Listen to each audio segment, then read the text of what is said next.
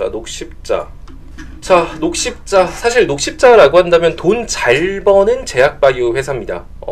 돈 잘 버는 제약바이오라고 한다면 뭐 덩치 큰 얘들이겠죠. 녹십자, 종근당, 유한양행, 셀트리온, 이렇게 덩치 큰 얘들이 존재를 하는데, 사실 얘네들의 단점이다라고 하면 아무래도 실적 자체는 안정적이지만 뭐랄까 약간 중소형 제약바이오 기업들처럼 뭔가 신약 개발해갖고 막 미국 FDA에 뭐 어쩌고 저쩌고 막 이런 것들 있잖아요. 이거에 대한 이슈가 좀 적어요. 그냥 묵직하게 움직이는 종목이고, 가끔 제약바이오 약간 물 들어올 때 약간 그럴 때 따라 움직이는 거지 변동성이 엄청 좋다거나 그렇진 않습니다. 제약바이오의 꽃은 역시 변동성인데, 녹십자, 종근당, 뭐 유한양, 특히 유한양행 같은 경우는 좀 다른 모습을 보여주고 있긴 하지만, 원래 뭐 녹십자, 종근당, 유한양행, JW 중해지향 뭐 이렇게 이름만 들어도 알만한, 여러분들이 약국에서 약 샀을 때 보면 적혀있는 그런 회사들이 있죠. 그런 회사들은 주가 움직임 자체가 그렇게 크지 않아요. 그래서 가끔 이제 이런 종목이 막 미친듯이 막 발작할 때, 그럴 때 별 생각 없이 따라 들어가서 물리면 진짜 고생 많이 하거든요.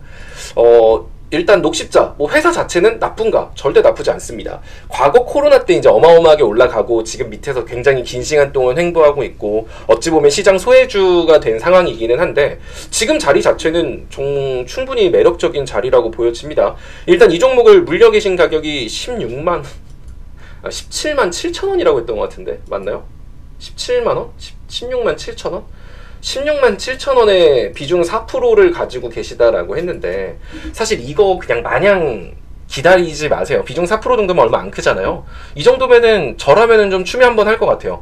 자, 지금 제약바이오 섹터를 제가 긍정적으로 보고, 뭐 셀트리온도 좀 좋게 봅니다, 뭐 이러면서 여러분들한테 한미약품도 같이 방송에서도 말해줬고, 막 알테오젠 이런 것도 말해줬던 게, 저는 뭐 제약바이오가 어마어마하게 신사업에 성공해가고 돈을 많이 벌 것 같아요, 이런 관점으로 보는 게 아니라, 결국 제약바이오 섹터는 제가 계속 말하지만 코스닥 섹터의 메인 섹터 중에 하나예요. 그러니까 코스피랑 코스닥, 코스피를 담당하고 있는 일지는 약간 반도체야.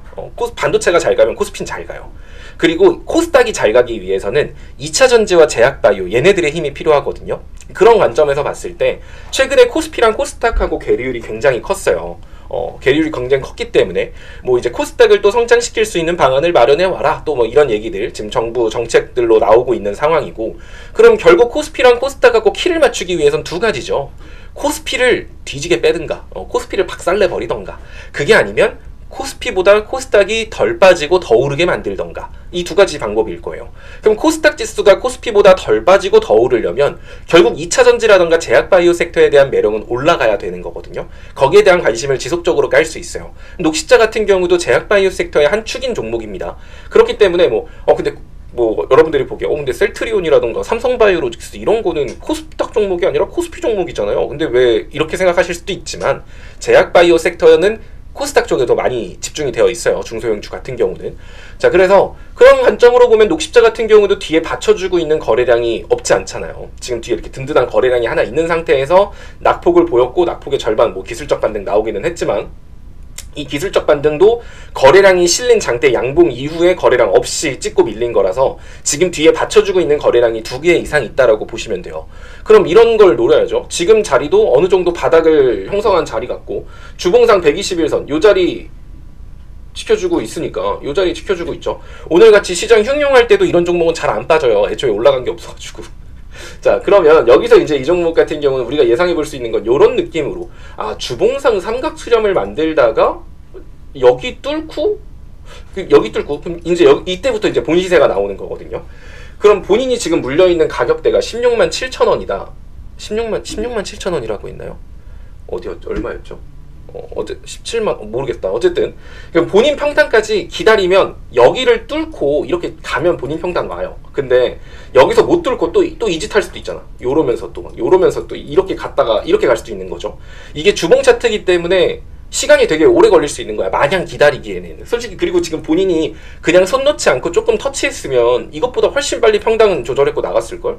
그러면 지금 정도 시점, 제약바이오가 좀 관심을 받을 가능성이 높은 현 시점에서 해당 종목은 저라면은 추매해도 괜찮을 것 같아요. 뭐 신규 진입도 나쁘지는 않아 보이긴 하지만 거래량 자체가 너무 적은 종목이어서, 만약에 저는 얘 살 거면은 셀트리온 쪽을 좀 더 좋게 보기는 해요.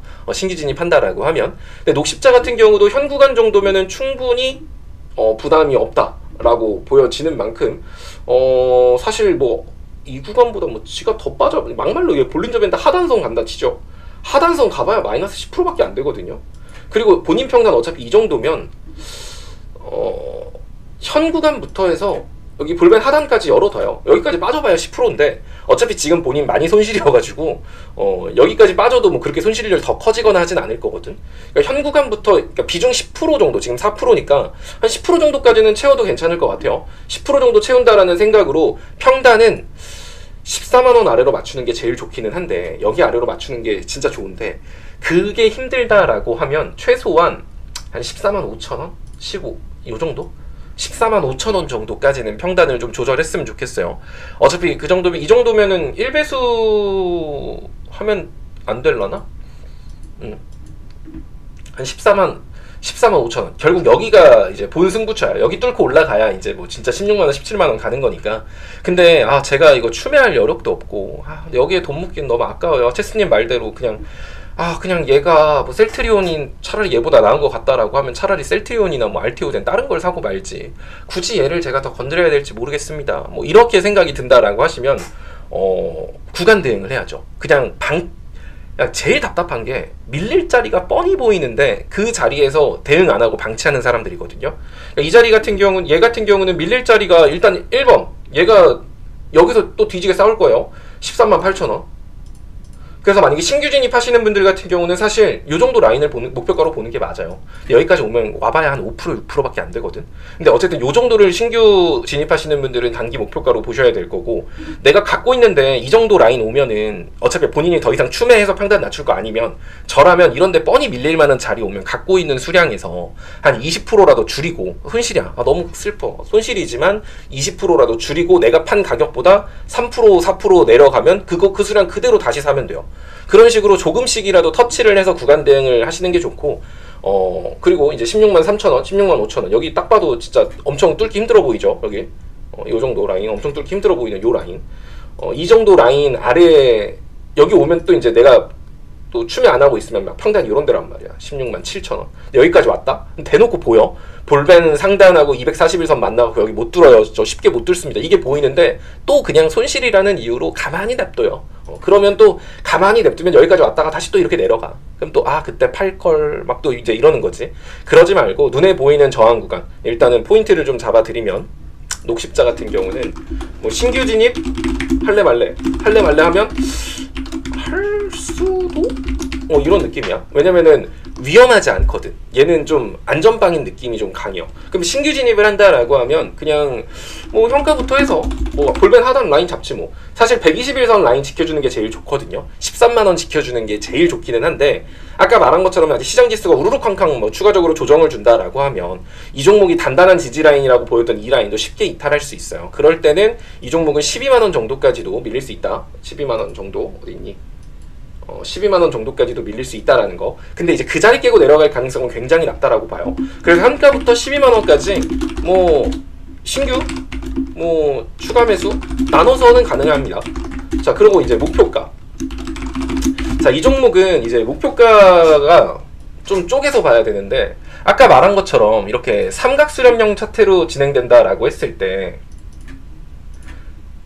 자, 요 느낌으로 진행된다. 정당 요런 느낌으로 간다라고 하면 찍고 결국 이 라인이거든요. 이 61선 라인. 그래서 여기를 뚫어야 본격적인 시세가 나온다라는 의미예요. 그래서 1차 목표가 같은 경우는 사실 크게 잡기가 뭐예요? 딱 저항이 보이는 13만 8천원 라인 정도겠죠. 부근. 또 13만 8천원, 뭐 7,900원, 7,800원, 어쨌든 부근이에요, 부근. 자, 그리고 여기 뚫고 나면 그 다음에 올라갈 수 있는 라인은 일전의 전고점 수준이 되겠죠. 한 15만원 잡으면 될 것 같고요. 부근. 또 막 나한테 그런 분들이 있어. 내가 이제 이렇게 방송으로 한 13만 8천원 정도 보면 될 것 같아요 라고 했는데, 이제 그 종목이 13만 7,800원까지 갔다. 그런 다음에 빠져.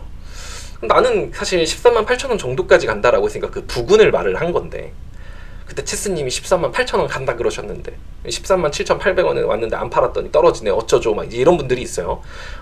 저는 여러분 신이 아니에요. 그냥 항상 내가 13만 8천원 잡아주면 좀 제발 그 있잖아, 센스껏 대충 한 13만 7,700원에도 몇 주 넣어놓고 13만 뭐 7,900원에도 몇 주 넣어놓고 14만 8천원에도 몇 주 넣어놓고 14만 8천 뭐 200원에도 몇 주 넣어놓고 이렇게 부근에서 좀 매도를 하시면 돼요.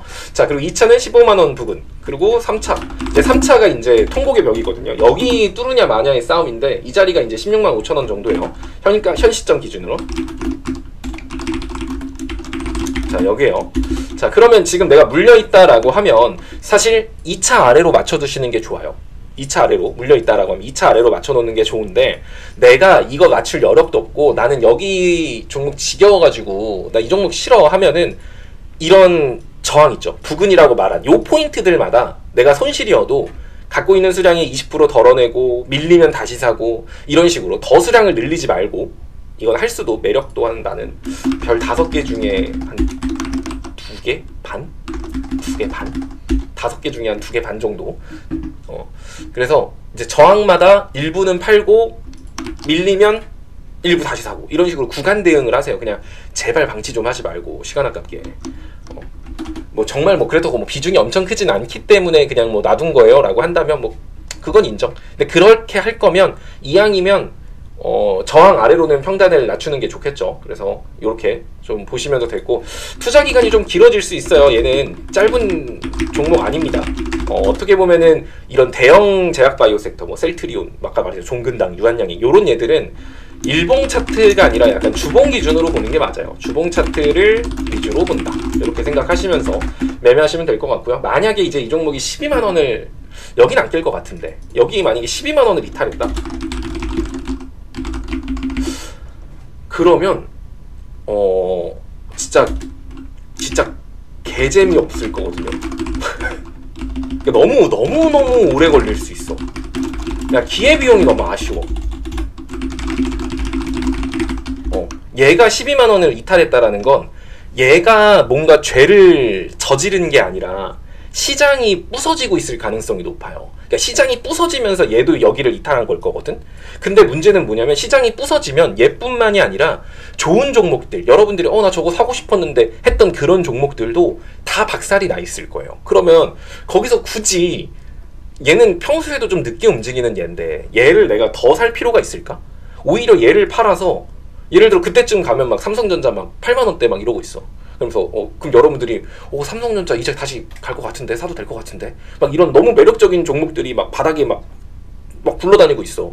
그럼 그런 거 주워 담아야지, 얘를 팔고. 그때는 그래서 12만 원 이탈했을 때는 아마 시장에 뭔가 큰 사단이 났을 가능성이 높아요. 그래서 이때는 얘만 12만 원을 이탈한 게 아니라 대부분 좋은 종목들도 다 빠져 있을 가능성이 높아서 그때는 이 종목을 팔아서 다른 괜찮은 종목으로 옮기는 거, 이런 느낌으로 자금 이동하시면 괜찮을 것 같습니다. 뭐 녹십자 이런 느낌으로 봐드리면 되겠죠? 네.